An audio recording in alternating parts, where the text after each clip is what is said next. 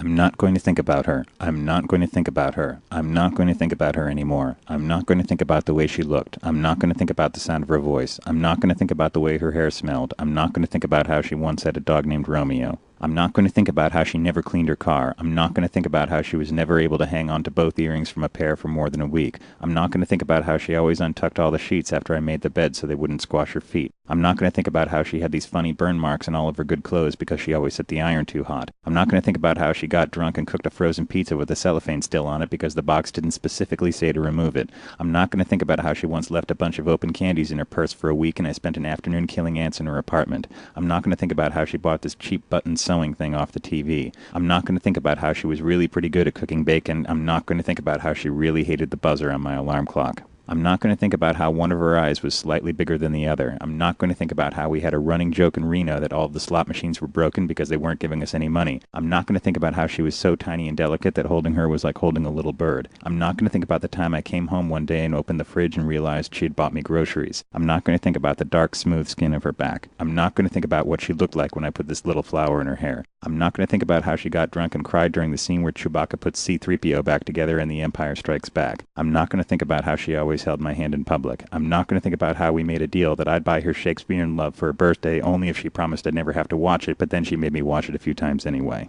I'm not going to think about how it sometimes felt like we were the only two people on Earth. I'm not going to think about how for a long time it really seemed like it was going to work out. I'm not going to think about how I found a box on my doorstep full of everything I had ever given her. I'm not going to think about whatever she may be doing right now. I'm not going to think about how she always used to call me to change light bulbs or fix door hinges in her apartment, but now she doesn't call anymore and so she must have found somebody else to do it.